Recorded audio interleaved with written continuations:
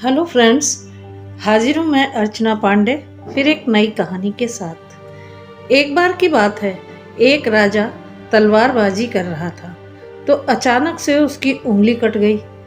पास खड़े मंत्री अचानक बोल उठे, राजा साहब चिंता ना करें, जो होता है अच्छे के लिए होता है। यह सुनते ही राजा को बहुत गुस्सा आ गया कि मेरी तो उंगली कट गई और ये बता रहे हैं कि अच्छे के लिए होता है। तो राजा उस मंत्री को कारागृह में बंद करने का आदेश दे देता है और बोलता है इसको फांसी पर चढ़ा दिया जाए।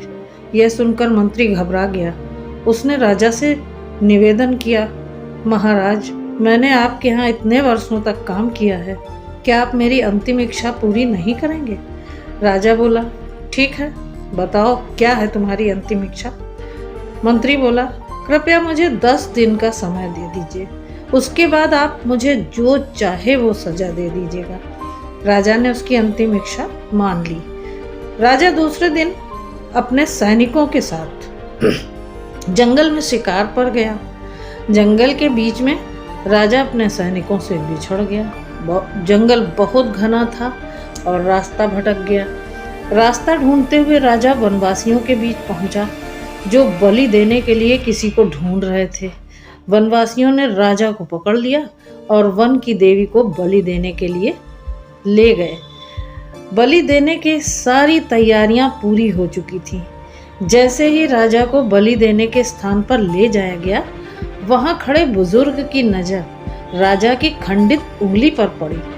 उसने आवाज लगाई, अरे ये तो खंडित है, इसकी बलि नहीं दी जा सकती। तो वनवासियों ने राजा को छोड़ दिया।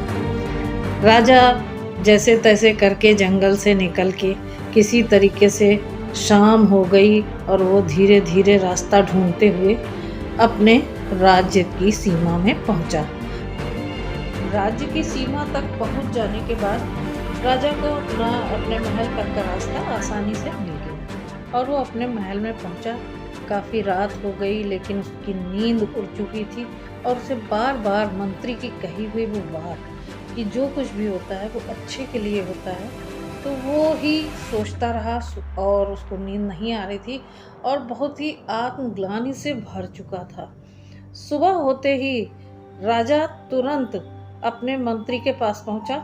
कारागृह में तुरंत अपने आप गया स्वयं और उसने मंत्री से कहा, आपने सही कहा था, अगर मेरी उंगली कटी नहीं होती तो मैं जिंदा नहीं होता, यानी जो होता है वो अच्छे के लिए ही होता है।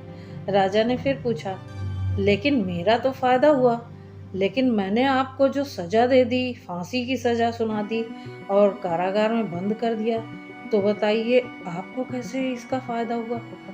तो मंत्री बोला, मैं आपके साथ शिकार पर हमेशा रहता हूँ, उस दिन भी रहता, लेकिन मेरे खंडित नहीं होने के कारण मेरी बलि चढ़ जाती, इसलिए मेरे साथ भी जो हुआ अच्छा हुआ।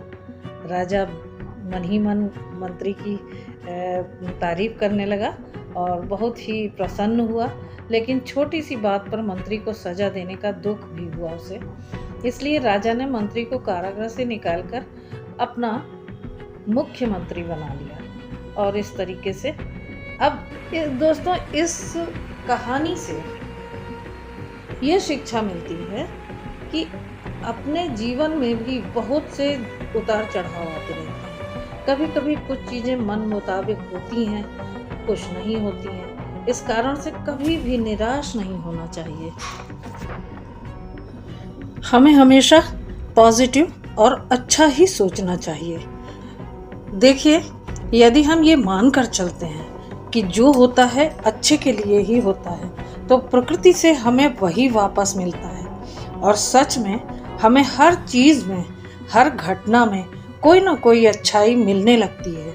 यानी हम नेगेटिव से पॉजिटिविटी की संभावना को तलाशने में सक्षम हो जाते हैं और जीवन में शांत और प्रसन्न रहने का तरीका समझ जाते हैं।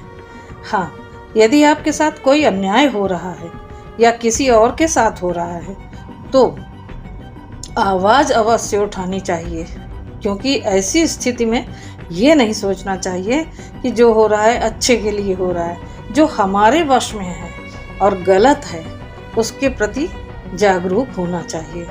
एक बात ज़रूर याद रखिए कि परमात्मा हमें हमारे कर्मों का फल ज़रूर देता है और वह जो भी करता है हमारे अच्छे के लिए ही करता है। तो आपको मेरी ये कहानी कैसी लगी कमेंट करके ज़रूर बताइएगा और फिर मिलेंगे अगले वीडियो में एक नई कहानी के साथ।